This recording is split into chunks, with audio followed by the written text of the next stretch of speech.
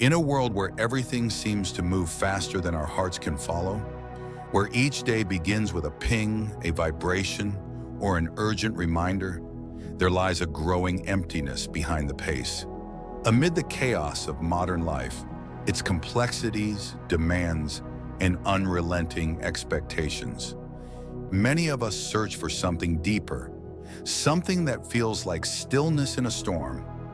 This is where the wisdom of ancient teachings, particularly those rooted in Buddhism, quietly steps forward, not with noise, but with the gentle certainty of a truth that has endured the test of time. It does not shout, it does not rush, it simply waits to be rediscovered. Buddhism, as taught over 2,500 years ago, was never meant to be locked away in temples or reserved for robes and rituals. It is not merely a religion nor a strict doctrine. It is, more profoundly, a way of living and understanding the world that invites us to look inward.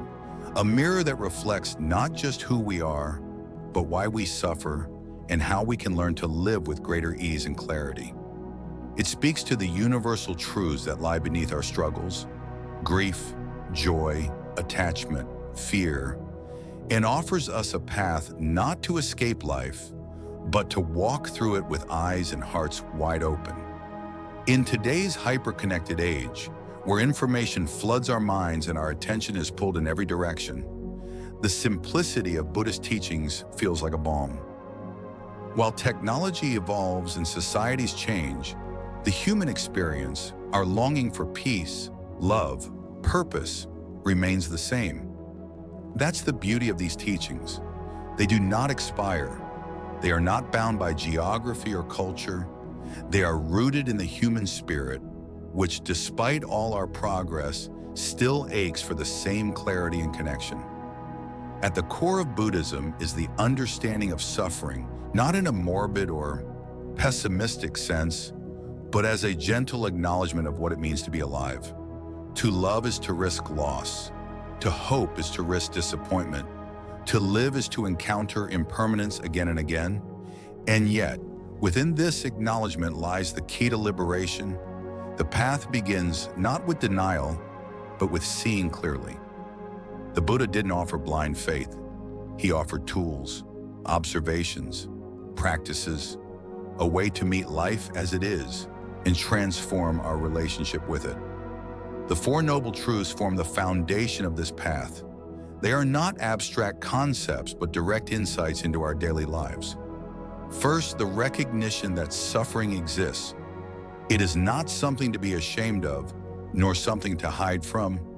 It simply is.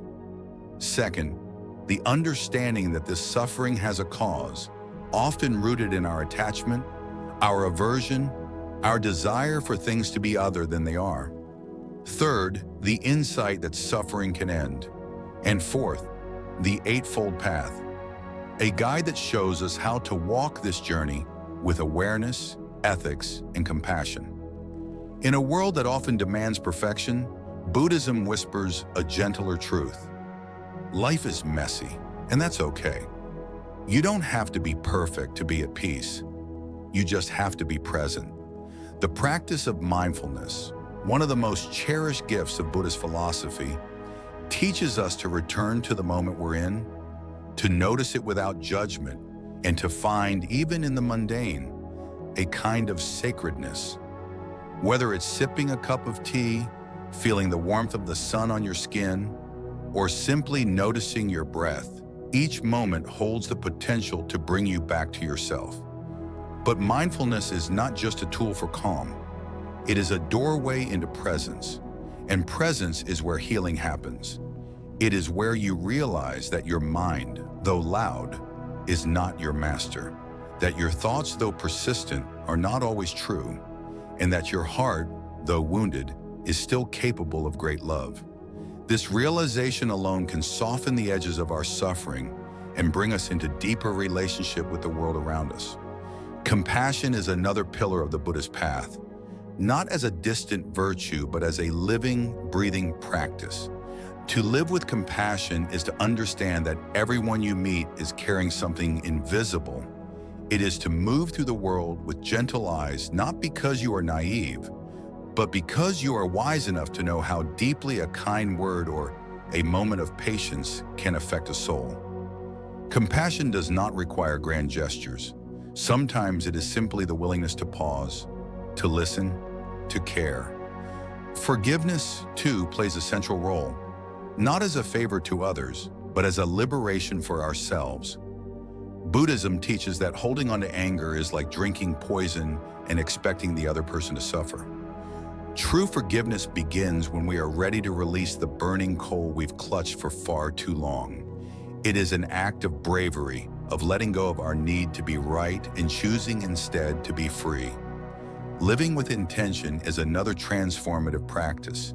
It means aligning our actions with our values, not just when it's convenient, but especially when it's hard. It means asking ourselves in quiet moments, does this choice bring me closer to peace or pull me further into noise? Am I acting out of fear or out of love? Buddhism invites us not to move through life on autopilot, but to wake up, to be deliberate, and to walk each step with care. Generosity, too, becomes a way of life. Not just the giving of money or material things, but the giving of time, of attention, of presence. Every act of generosity is a way to loosen the grip of ego, to dissolve the illusion of separation, and to remember that we belong to each other. In giving, we receive. In letting go, we grow. And in opening our hands, we often find our hearts opening too. Letting go of ego is perhaps one of the most challenging teachings of all, because the ego is clever. It wears many disguises: pride, insecurity, comparison. It whispers stories about who we are, who we should be, who others must be. But Buddhism teaches that the self we cling to is not fixed. It is ever-changing, a collection of experiences, thoughts, and conditions. And when we stop holding so tightly to our identity, we become more spacious, more available to life's richness, more open to love that doesn't demand, control, or possess. Change, too, is not an enemy in the Buddhist path. It is a teacher. It reminds us that nothing lasts, not joy, not sorrow, not even the moments we wish would stretch forever. This truth, though initially frightening, becomes freeing. It teaches us to love more fiercely, to forgive more quickly, and to live more fully. Because when we accept impermanence, we stop postponing our lives. We begin to cherish the now. These teachings are not meant to be locked in scriptures or confined to meditation halls. They are meant to be lived in how we speak, how we drive, how we raise our children, how we care for the earth. They are meant to infuse our daily lives with wisdom, not the kind that lives only in the mind, but the kind that lives in the body, the breath, the beat of the heart.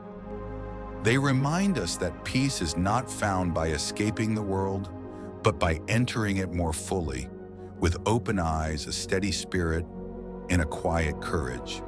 He didn't realize how often he had been living in reaction until he began observing his breath. Not controlling it, just watching. That's where the shift began, not in a temple or during some dramatic spiritual awakening, but in the quiet noticing of something so simple, so foundational, that he had overlooked it his entire life. He would sit with his eyes closed, thoughts running wild like children unsupervised, and at first it felt impossible. He thought he was failing, but then something clicked. He realized that the practice wasn't about emptying his mind, but about returning to the breath, returning to the moment, returning to himself over and over, with patience, with gentleness. And the more he returned, the more he noticed how deeply his breath was connected to the way he responded to life. Fast, shallow breathing mirrored panic. Deep, slow breathing mirrored calm. It was all connected. That awareness spilled into his everyday moments. When someone spoke with harshness, he didn't snap back out of habit. He paused. He breathed. He felt his emotions rise but didn't let them take over. This wasn't suppression, it was clarity. He realized how much space he had been missing in his life. Not physical space, but inner space. Room to pause before responding, to choose before reacting. That space became sacred to him. It made room for grace, for understanding, for healing. He didn't always get it right, but that wasn't the point. The point was that he was present now. And presence allowed him to move with intention rather than impulse. He began to see that suffering wasn't something he could eliminate entirely, but it was something he could understand. And in understanding it, his relationship with pain shifted. He no longer saw discomfort as the enemy. He began to see it as a messenger. Every time he felt resistance, jealousy, fear, he no longer immediately tried to distract himself or push it away. He asked, "What are you trying to tell me?" And often the answer surprised him. Maybe that he was acting from an old wound. Maybe that he was betraying his own boundaries. Maybe that he was chasing something that no longer aligned with who he had become. The discomfort wasn't there to hurt him, it was there to guide him back. He became gentler with himself, and that gentleness began to soften the way he moved through the world. He stopped judging others so quickly. He realized how often we project our inner conflict onto the people around us. The coworker who seemed cold might be grieving. The friend who canceled plans again might be overwhelmed. The stranger who cut in line might be carrying a weight invisible to the world. He didn't excuse poor behavior, but he approached it differently, with curiosity instead of condemnation. With boundaries, yes, but also with compassion. Compassion, he discovered, wasn't always grand or dramatic. Sometimes it was as simple as choosing not to escalate, as choosing to listen without interrupting, as choosing to offer silence instead of solutions. The more he practiced compassion, the more he realized how deeply connected we all are beneath our stories, our roles, our opinions. Every person he met was carrying something, and every time he forgot that, life gently reminded him. Through his own struggles, his own moments of being misunderstood or judged or unseen, these reminders humbled him. They kept his heart open. As his heart opened, so did his willingness to embrace impermanence. He used to fear it. Change felt like loss. Endings felt like failure. But now he saw them differently. He saw that nothing in nature resisted change. The seasons shifted, the leaves fell, the tides moved. And it was all part of something larger, something intelligent. He realized that clinging was the root of so much of his suffering, not because it was wrong, but because it denied the truth of life, that everything moves, everything evolves, everything eventually changes form. When he stopped trying to grip so tightly, he started to feel free. He could enjoy people without needing them to stay the same. He could love moments without needing them to last forever. He could hold beauty without fearing its eventual transformation. That freedom wasn't cold detachment, it was warm acceptance.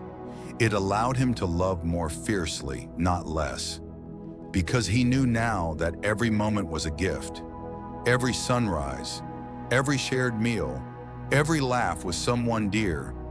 It all mattered more precisely because it wouldn't last. He also began to reevaluate his desires, not from a place of judgment, but from honest reflection. He asked himself, is this desire rooted in truth or in a story I've inherited? He realized how many of his goals were shaped by external definitions of success, the title, the recognition, the approval of others. But when he sat in silence, when he truly listened, those desires lost their shine. What remained was a quieter longing for peace, for depth, for relationships where he didn't have to wear a mask, for work that felt like a calling, not a performance, for a life that was meaningful, not just impressive. That clarity helped him say no more easily. He didn't chase every opportunity. He didn't feel the need to explain every decision. He trusted his inner compass, even when others didn't understand. And while that sometimes meant walking alone, it also meant walking in alignment. He'd rather walk slowly on a path that felt true than run down a path that led him away from himself. He stopped seeing setbacks as punishments. When things didn't go his way, when plans fell through, when life said no to what he wanted, he didn't spiral like he used to. He paused. He asked, "What is life trying to teach me here?" And often he found that those moments of redirection were gifts in disguise. A delayed opportunity gave him time to grow. A closed door protected him from something misaligned.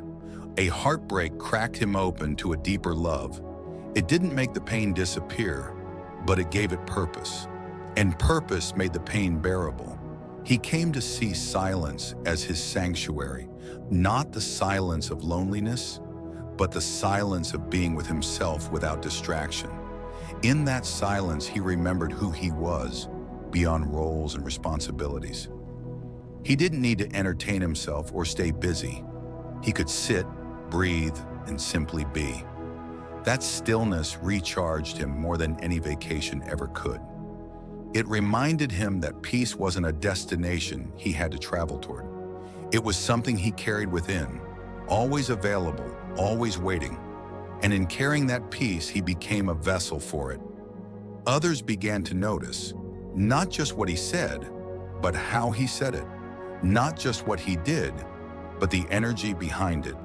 He didn't need to preach. He didn't need to convert. His presence alone spoke volumes. People felt safer around him, more grounded, more seen. And that, more than any achievement or accolade, became his offering to the world. He came to understand something he'd never been taught in words. Stillness is not absence. Stillness is fullness.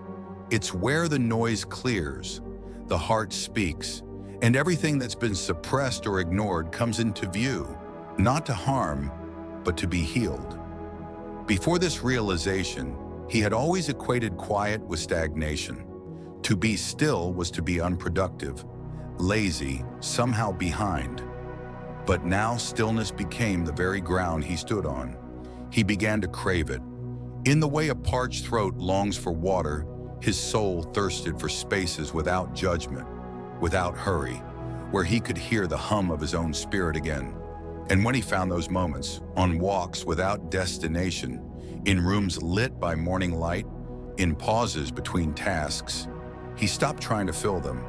He let them hold him. The less he rushed, the more he saw. He noticed the way sunlight shifted across his living room floor throughout the day, the way his breath subtly deepened when he remembered to unclench his jaw. He noticed the sadness behind a friend's smile, the hesitation in someone's tone when they said they were fine. His senses sharpened, not from intensity, but from presence. It was like polishing an old mirror and suddenly seeing the world with clarity. And with that clarity came responsibility, because once you start seeing deeply, you can't unsee. You can no longer live unconsciously, casually causing harm, blindly pursuing things that don't align. Awareness isn't always comfortable, but it's always liberating. And in that liberation, he discovered something tender. He had been hard on himself for a very long time, not always outwardly, not always in ways others could see, but deep within, he carried standards he couldn't meet, voices that weren't his, guilt he hadn't earned. He had been told to be strong, to be capable, to not need much. So he'd learned to suppress his needs, to smile through struggle, to dismiss his exhaustion. But now with awareness came compassion. He saw that his younger self did the best he could with what he had, that his past choices were made from places of pain, not malice, that healing wasn't linear, and he didn't have to rush to be okay. He started speaking to himself with the same kindness he once reserved only for others. When he made a mistake, he didn't spiral. He reflected. When he felt fear, he didn't pretend it wasn't there. He asked it what it needed. He stopped seeing his emotions as weaknesses. They became teachers. Each wave of anxiety reminded him to slow down. Each burst of anger pointed to a boundary that needed reinforcing. Even sadness, once pushed aside, now felt sacred. It showed him what mattered, what he missed, what needed tending. He began to build a relationship with himself, not one based on improvement, but on intimacy. He sat with his inner child, on that younger version who had been ignored or rushed through for years. Sometimes he imagined holding him. Sometimes he wrote him letters. Other times he just listened. And in that listening, he uncovered dreams he had buried, grief he had dismissed, joy he had forgotten. He no longer saw healing as a task to complete. It became a conversation, ongoing, ever deepening.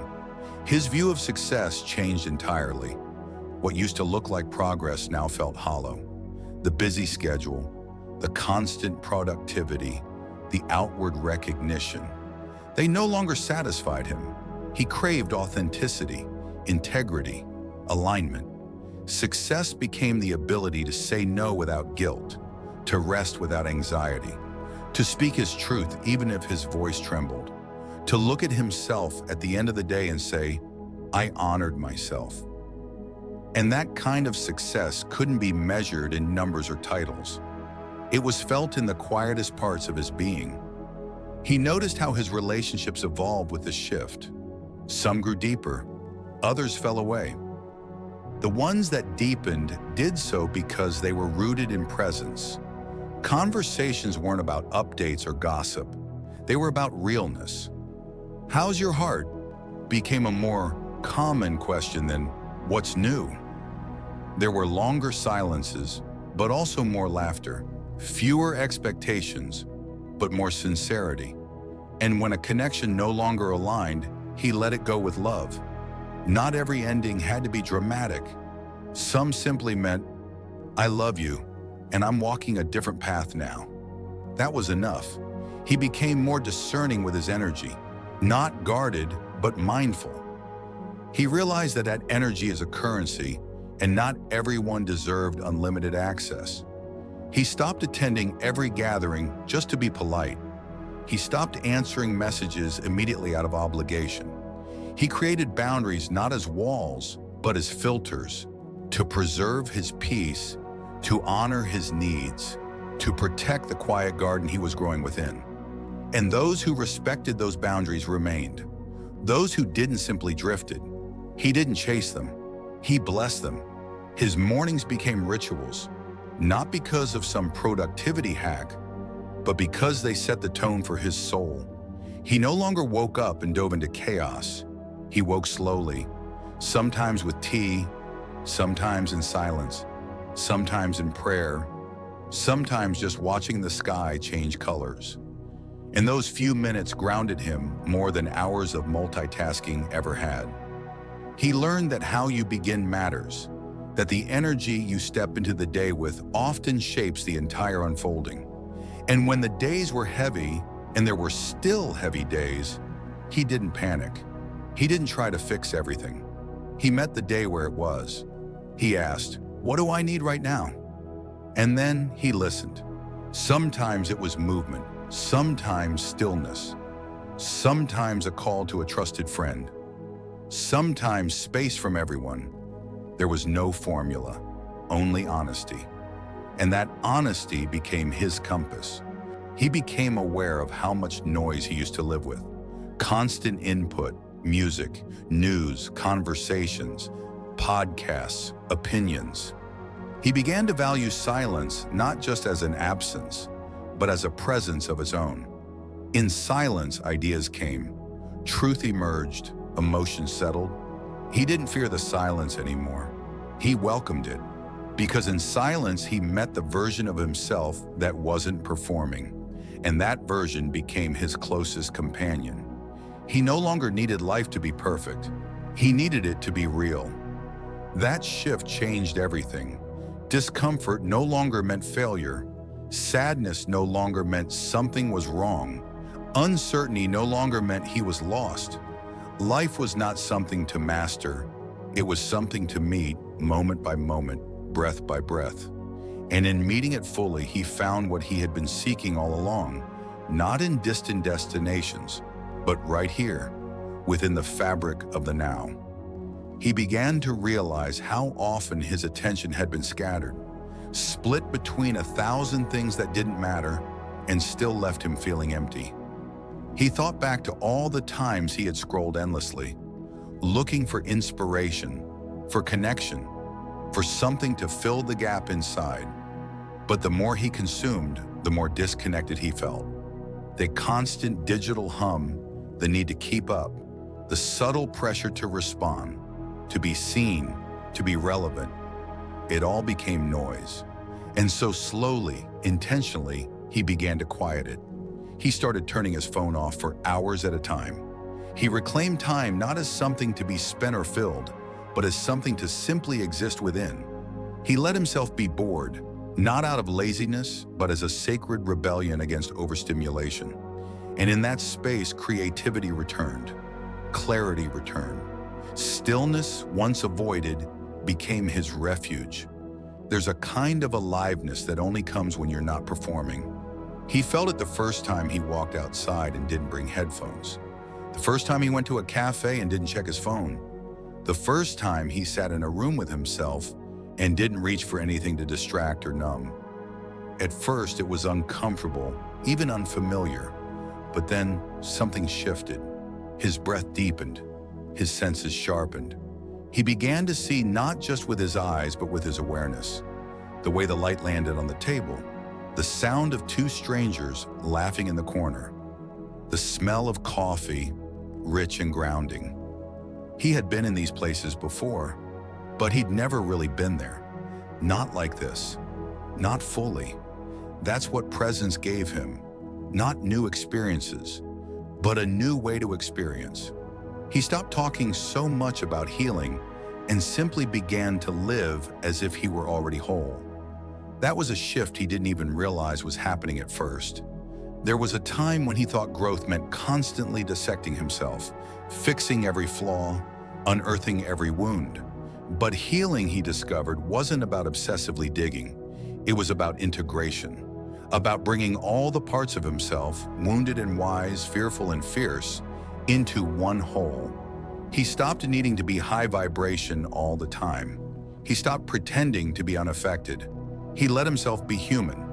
And in that honesty, something magical happened.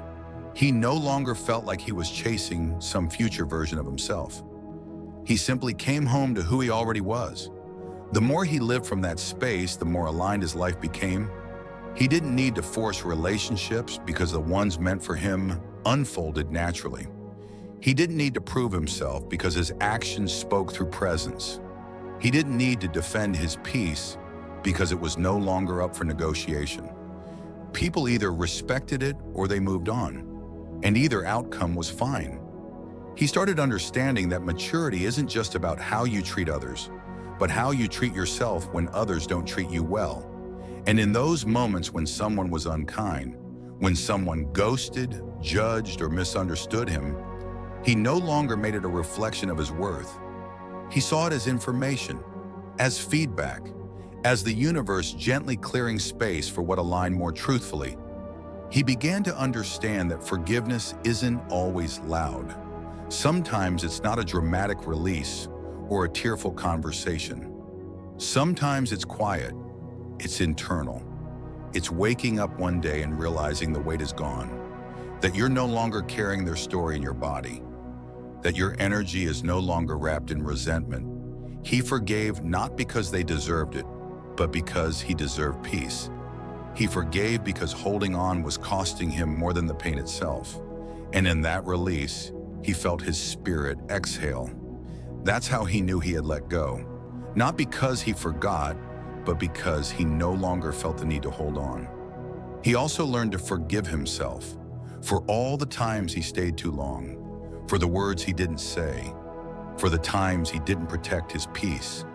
That self-forgiveness didn't come in one wave. It arrived in layers, in memories that surfaced out of nowhere, in old journals that brought him to tears, in dreams that reminded him of versions of himself he had abandoned. And with each layer, he softened. He no longer judged his past self for not knowing better. He simply held him close and whispered, "You were doing your best. I see you now." Joy, once fleeting and fragile, began to feel sustainable. It no longer needed to be dramatic or shared online to be real. He found joy in washing the dishes, in brushing his teeth, in walking slowly through his neighborhood. These weren't moments that demanded applause. They were moments that reminded him he was alive.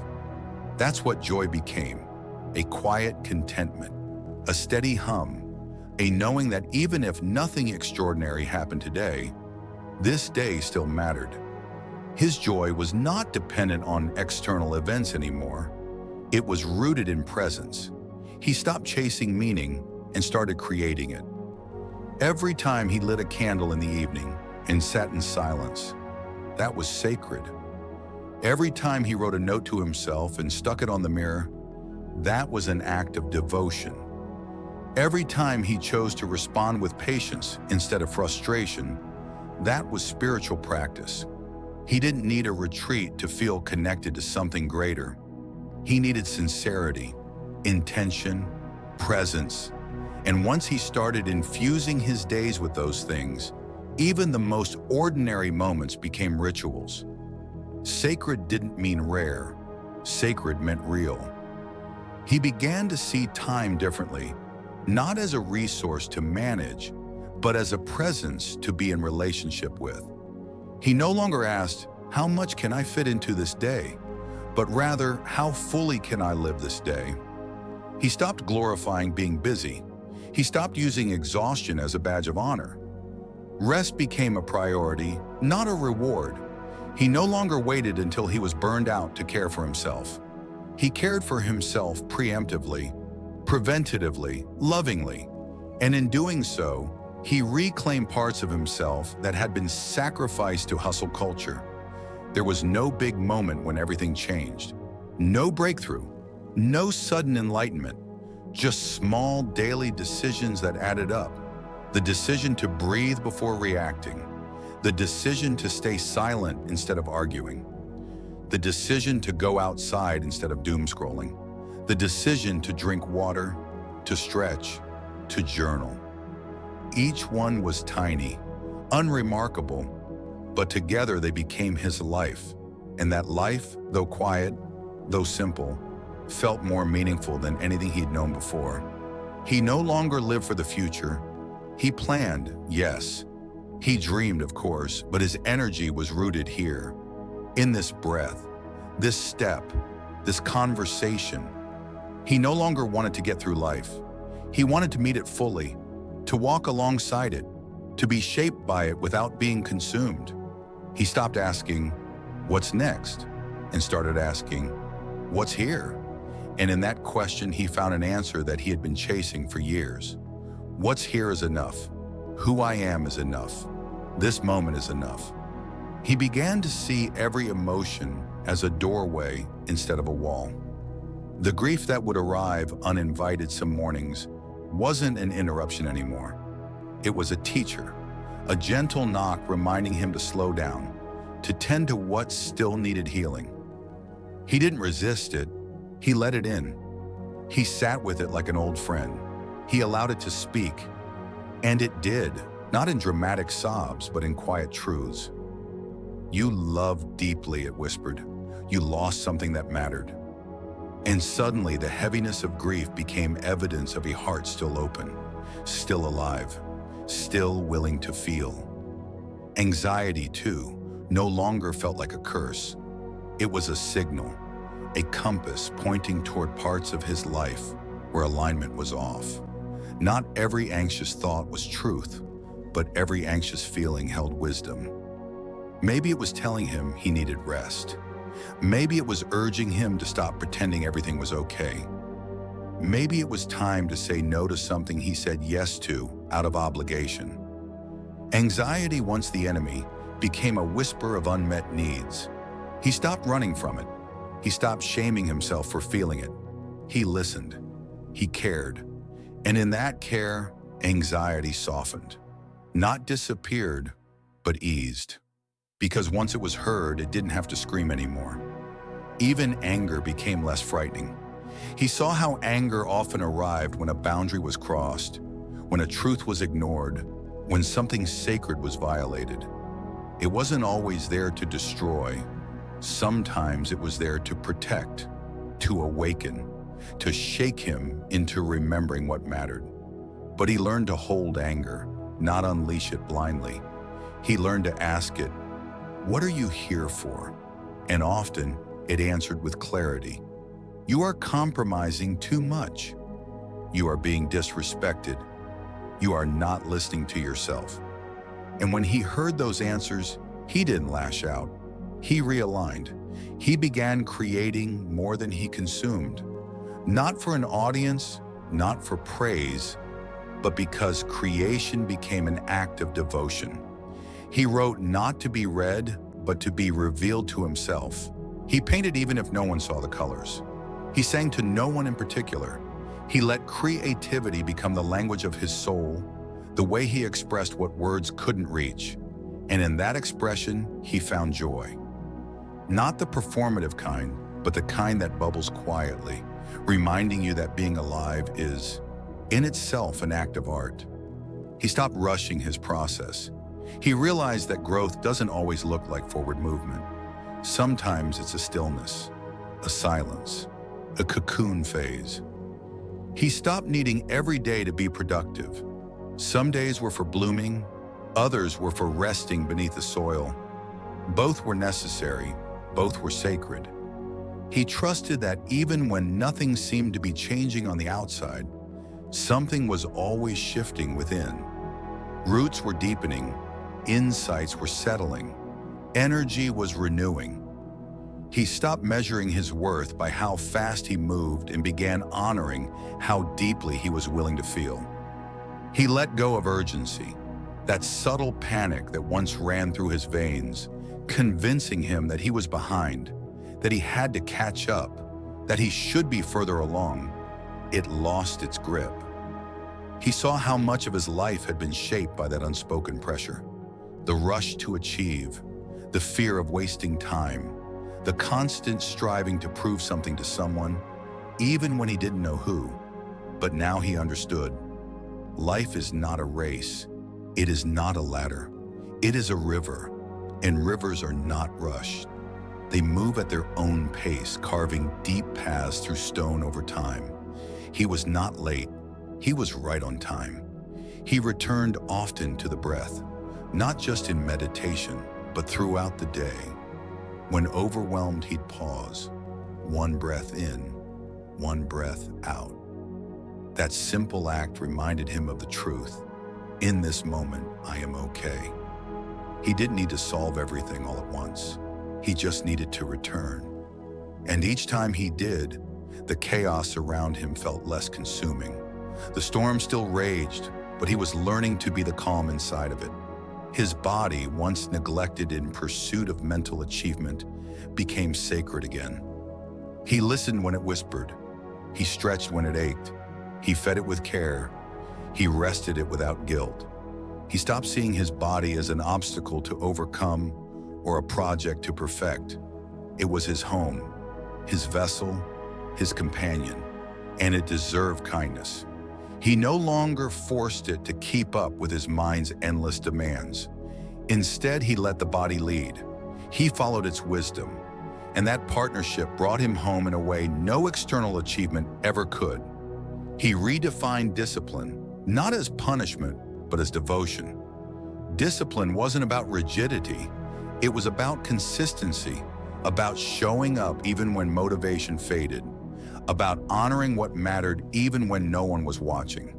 He built rituals not to control his life, but to hold it with care.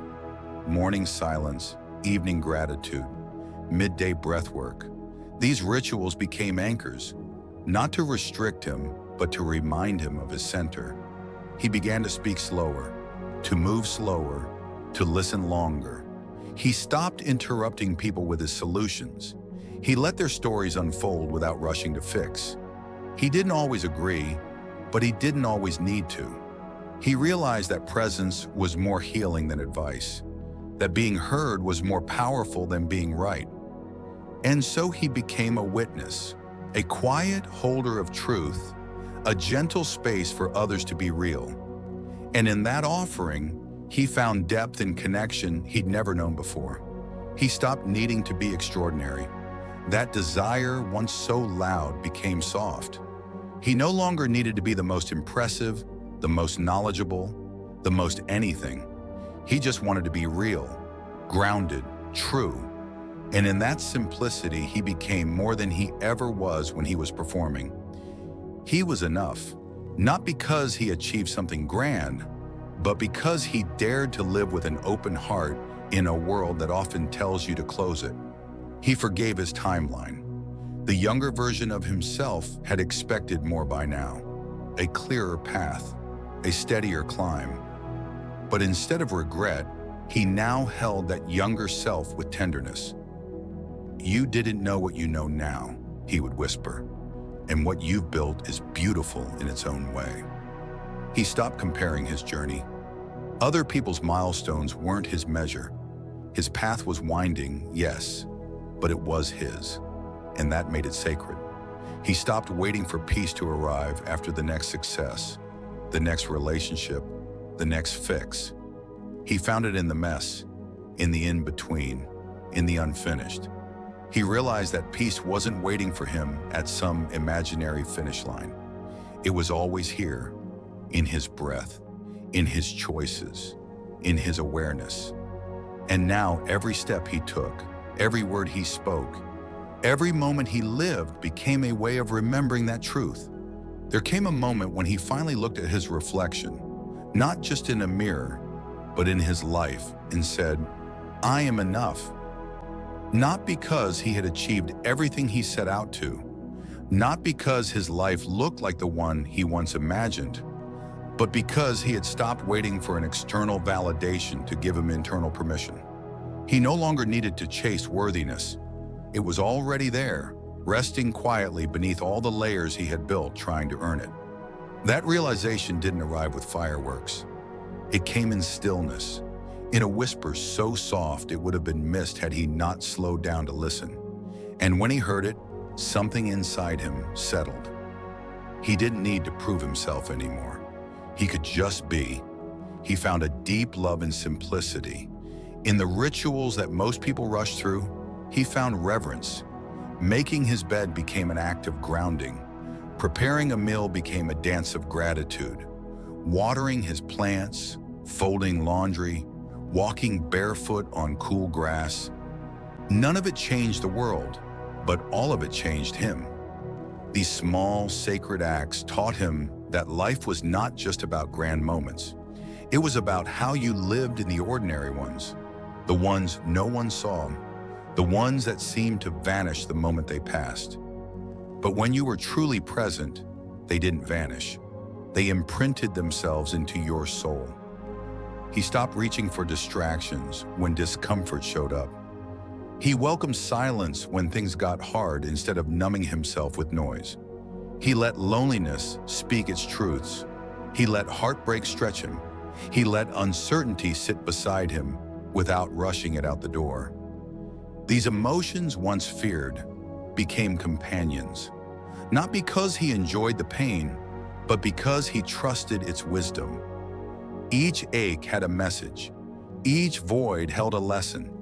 And when he stopped trying to escape them, they softened. They integrated. They passed through him instead of getting stuck inside him.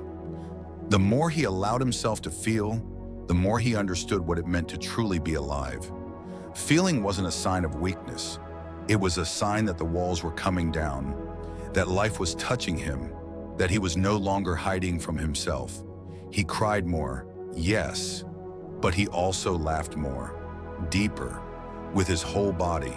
His emotions no longer embarrassed him, they empowered him. Because every tear shed, every smile given, every breath taken in full awareness was a declaration. I'm here, I'm feeling, I'm alive. And with that presence came new vision. He saw beauty where he used to see nothing. The way sunlight filtered through trees, the kindness in a stranger's glance, the calm in his own heartbeat after a long day. These were not minor things. These were reminders that life was not something to conquer, but something to experience. He no longer needed peak moments to feel fulfilled. He only needed to be here for the ones he already had. He let go of the fantasy that healing would make everything perfect, that once he reached some enlightened state, life would stop being messy or confusing or painful. He saw that even the wisest among us still feel doubt, still face grief, still struggle. The difference is, they no longer resist those things. They move through them with grace, with breath, with faith. And that's what he learned to do. Not to avoid storms, but to find shelter in his own presence while they passed. He began noticing how often people were simply crying out to be seen, not fixed, not judged, just seen. And so he gave that. Not just to those he loved, but to those he barely knew. A moment of eye contact, a pause in conversation, a compliment that came from truth. These weren't random acts of kindness. They were deliberate choices to say, I see you. You matter. You're not invisible. And sometimes that small offering made all the difference. Not because it solved anything, but because it reminded someone they were still human in a world that often forgets. He stopped giving energy to arguments that didn't serve his peace. He didn't need to be right all the time. He didn't need to respond to every insult. He realized that his energy was sacred, and not everyone deserved access to it. He let others be wrong sometimes, not out of resignation, but out of wisdom. His peace was not a prize he was willing to exchange for ego games. Silence, he learned, could be more powerful than the loudest rebuttal. He also stopped waiting for a better time to enjoy his life. The someday mentality that once guided him began to crumble. Someday I'll travel, someday I'll slow down, someday I'll be happy. But someday, he realized, was a thief. It stole the beauty of now. And so, he began to live now. Not recklessly, not irresponsibly, but intentionally. He made time for sunsets, for meals with no phones, for conversations with no agenda. He wore clothes that made him feel good. He played music while cooking. He turned mundane routines into small celebrations of being here.